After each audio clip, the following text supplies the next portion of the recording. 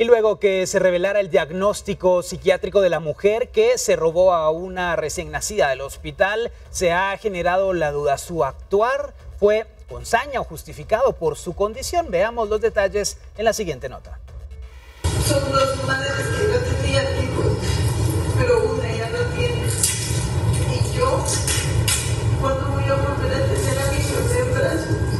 Previo a que se dictara sentencia a María del Rosario Martínez, mujer que se robó a un recién nacido del Hospital San Juan de Dios el pasado 7 de octubre, las autoridades del Instituto Nacional de Ciencias Forenses revelaron los hallazgos de su evaluación psiquiátrica, estableciendo que Martínez padecía de un trastorno de personalidad depresiva, factor que la defensa alegaría influía en su actuar.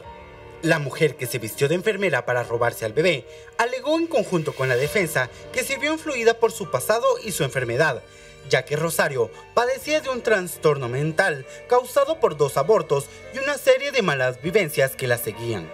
El dictamen versa en que la señora María del Rosario sufre o padece algún trastorno de personalidad, ¿verdad?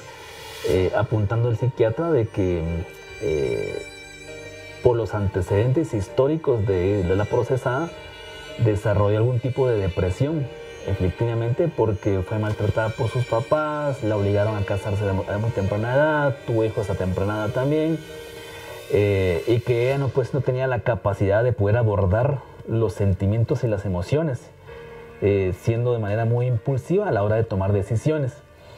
Martínez expresó sus disculpas a la familia por el hecho cometido, señalando que no comprende lo que sucedió y alegó a las autoridades que ellos le devolvieron a su hijo a una madre, pero a ella nadie le devolvería a sus hijos. Aún no comprendo todo lo que sucedió, pero sí sigo con el hecho de que aquí no han preguntado qué se siente perder a un niño. La interrogante de la mujer nace por la pérdida de sus 2 hijos, mismos que fueron provocados por abortos sufridos ante la violencia física que ella sufría por parte de su pareja.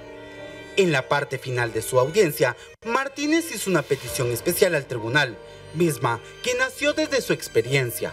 Tribunal, pues pedirle como algo personal que también se pueda dar en algún momento y llevar el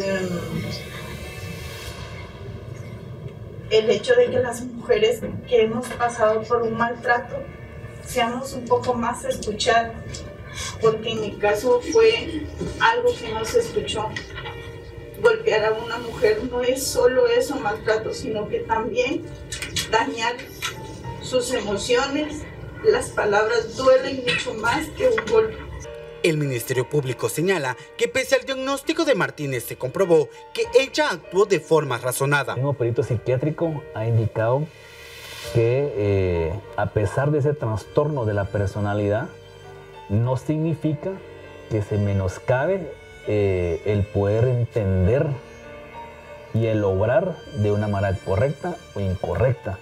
Es decir, que ella tiene plena conciencia de lo que está realizando o realizó en los días del 6-7 de octubre del año 2023 en el Hospital San Juan de Dios. Martínez fue detenida por el MP y la PNC luego de 48 horas de haber sustraído al menor del centro hospitalario y fue ubicada en una vivienda de la colonia San Juan de los Encinos en la zona 21. El paradero de la mujer se dio gracias a las denuncias de los vecinos, quienes identificaron a la mujer en los videos publicados por las autoridades. A casi un año del hecho, Martínez fue sentenciada a 8 años de prisión y deberá pagar 20,000 quetzales por reparación digna. Con imágenes de Daniel Samayoa, reportó para Impacto Directo, Esdras Las. Vimos las imágenes, aquí las compartimos en Impacto Directo, el momento cuando fue sustraída esta niña del Hospital General San Juan de Dios. Para hablar respecto a este tema, nos acompaña la psicóloga Lisbeth Velázquez Trujillo. Doctora, gracias por estar con nosotros aquí en Impacto Directo. Todo lo que ocurrió en la vida de esta mujer, 2 abortos y una serie de situaciones, puede llevar a un ser humano a sustraer, a robarse a un recién nacido? Muy buena tarde. Es importante entender algo como me enseñó en su momento un muy buen profesor. El ser humano se le estudia desde su dimensión. Experiencias negativas o traumáticas en la vida son factores que influyen en las actitudes del ser humano. Sin embargo, no podemos decir que solo por esas situaciones van a ocurrir. ¿A qué me refiero? El ser humano va a actuar dependiendo de diferentes factores en su vida. Las experiencias son unas, sus rasgos de personalidad son otras, en el momento en que se encuentra, entonces hay que analizarlo desde la motivación. Para dar una respuesta clara y que sea entendible y no confundir, podrían ser factores que influyeron en determinado momento, pero no podemos determinar como lo único. Hay que conocer el contexto de la persona, quién es ella, cuál fue su historia, qué motivó, qué fue lo que ocurrió. Es decir, iríamos desde esa línea.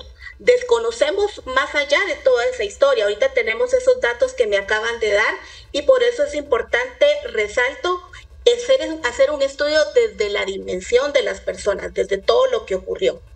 Gracias, Lisbeth. Le pido que me espere un momento. Voy con Armando Mendoza, nuestro abogado. ¿Esta es una estrategia que pueden utilizar los abogados defensores para tratar de conseguir una pena menor? ¿Es una estrategia? Sí, definitivamente. Lo que sucede es que lo hicieron demasiado tarde porque el debate ya precluyó, ya fue sentenciada a 8 años.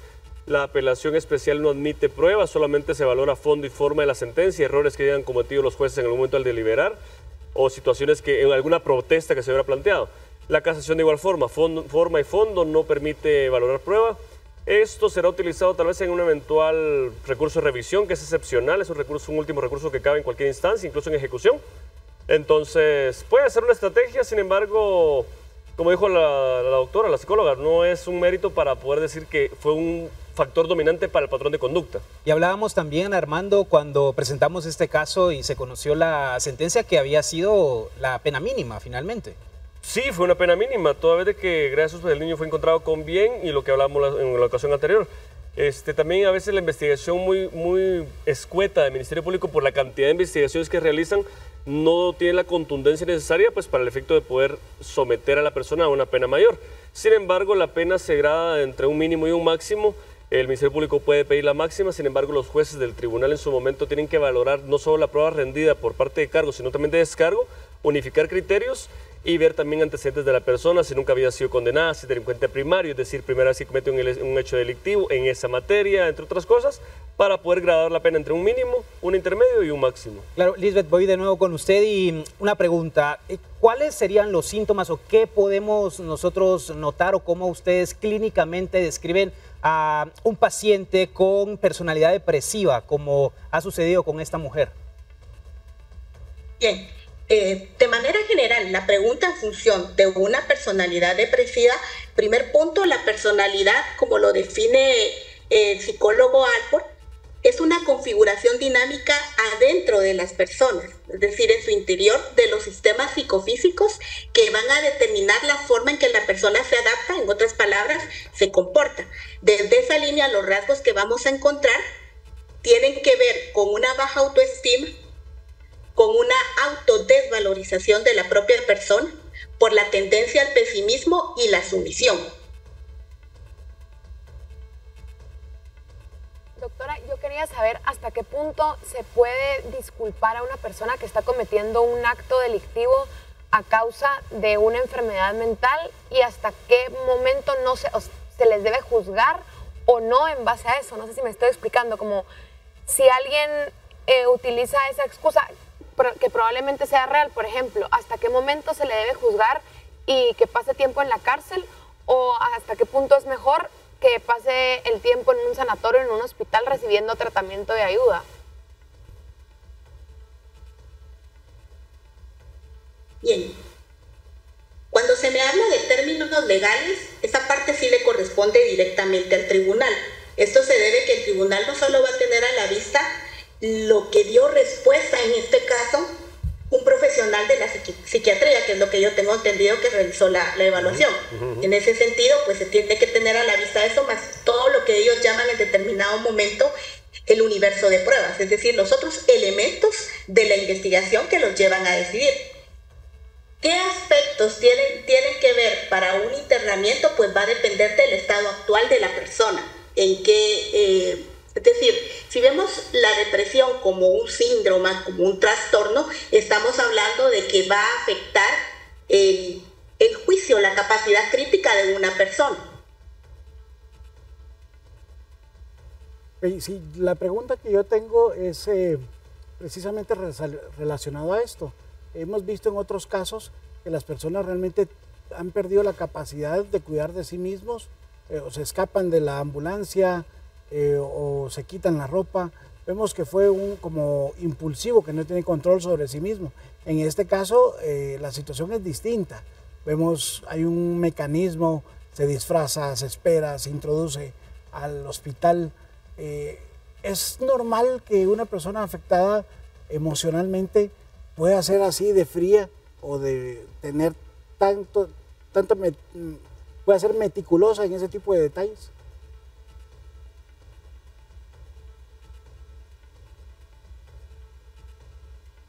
A ver si comprendo la pregunta. Las personas, si bien es cierto, vamos a encontrar características, rasgos o síntomas similares, que son los que nos dicta la literatura, siempre vamos a encontrar ciertas diferencias. Es decir, cada ser humano es único y va a actuar de diferente manera. En ese sentido, podríamos decir que sí, hay personas que pudieran actuar de cierta manera y hay otras personas que en determinado caso pudieran, lo que algunos llamarían, estar simulando ciertas situaciones, pero para eso hay que hacer una evaluación en específico. Es decir, depende de las características que la persona presente. Aquí vuelvo a reiterar, hay que evaluar diferentes aspectos, hay que conocer su historia de vida. Doctora Lisbeth Velázquez Trujillo, psicóloga, gracias por acompañarnos aquí en Impacto Directo, hablar con nosotros y resolver obviamente esas inquietudes que se tienen. Presentamos el video, vimos la destreza, la habilidad de esta mujer para ingresar al Hospital General San Juan de Dios, cómo llegó hasta la habitación donde se encontraba esta recién nacida, la lleva en sus brazos, la oculta en un sudadero grande que llevaba y sale como si nada de ese centro asistencial. Así que las dudas, por supuesto, continúan, pero ya hemos conocido que en este caso la sentencia de 8 años en su contra.